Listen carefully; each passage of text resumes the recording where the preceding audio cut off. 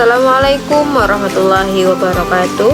Perkenalkan, nama saya Rizka Novitasari, NIM 8602360029 semester 7. Pada video praktikum mandiri ini saya akan membahas tentang simbiosis, yaitu hubungan timbal balik antara dua makhluk hidup yang hidup berdampingan. Simbiosis terjadi dari 3 jenis utama, yaitu yang pertama mutualisme, kedua makhluk hidup sama-sama diuntungkan. Yang kedua yaitu paratisme, satu pihak diuntungkan, satu pihak dirugikan. Yang ketiga yaitu komensalisme, satu pihak diuntungkan, pihak lain tidak dirugikan maupun diuntungkan.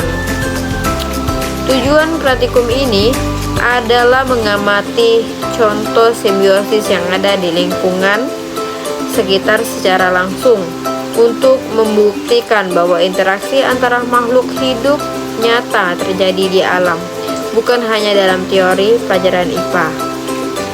Pengamatan dilakukan di lingkungan sekitar rumah, kebun, dan halaman. Langkah-langkah pengamatan: yang pertama itu menelusuri lingkungan untuk menemukan makhluk hidup yang saling berinteraksi.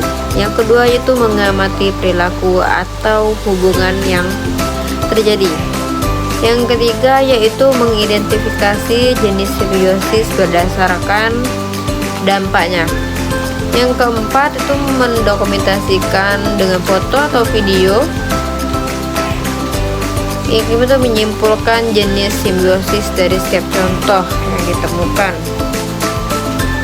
Simbiosis mutualisme itu saling menguntungkan. Yang pertama itu lebah dan bunga.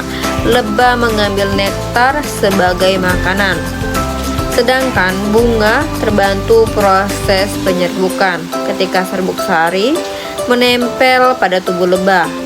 Tanpa lebah, banyak tanaman tidak bisa berkembang biak secara normal.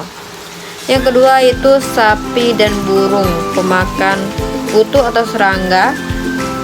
Jika diganti nyamuk, sifatnya berubah jadi paratisme. Itu burung mendapatkan makanan berupa kutu atau serangga kecil di tubuh sapi. Sapi terbantu karena tubuhnya menjadi bersih dari kutu yang mengganggu kesehatan kulitnya. Simbiosis paratisme atau menguntungkan satu merugikan yang lain. Yang pertama itu kutu pada kucing. Kutu mendapatkan makanan berupa darah kucing. Kucing rugi karena merasa gatal, stres, bahkan bisa terkena penyakit kulit. Yang kedua yaitu benalu di pohon mangga. Benalu menyerap air dan nutrisi dari batang mangga. Pohon mangga dirugikan karena cadangan makanannya berkurang dan pertumbuhannya melemah. Simbiosis komensalisme yaitu menguntungkan satu, netral bagi yang lain. Yang pertama itu burung bersarang di pohon. Burung diuntungkan karena pohon menjadi tempat berlindung dan bertelur.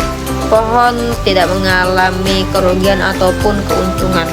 Yang kedua yaitu tanaman sirih merambat di pinggir atau atap rumah. Sirih mendapatkan tempat untuk merambat agar mendapatkan cahaya matahari. Pagar atau atap rumah tidak rusak dan tidak mendapatkan manfaat apapun. Baiklah, dari hasil pengamatan dapat disimpulkan bahwa simbiosis merupakan bagian penting dari keseimbangan ekosistem. Setiap jenis simbiosis memiliki peranan. Ada yang saling membantu, ada yang saling merugikan, dan ada yang hanya memanfaatkan tanpa merusak. Simbiosis menunjukkan bahwa semua makhluk hidup saling bergantung satu sama lain untuk bertahan hidup. Tanpa hubungan ini, banyak organisme tidak akan bisa hidup dengan baik di lingkungannya. Baiklah, demikian video praktikum mandiri tentang simbiosis di lingkungan sekitar. Semoga video ini bisa membantu lebih memahami bagaimana makhluk hidup saling berinteraksi dalam kehidupan nyata. Wassalamualaikum warahmatullahi wabarakatuh.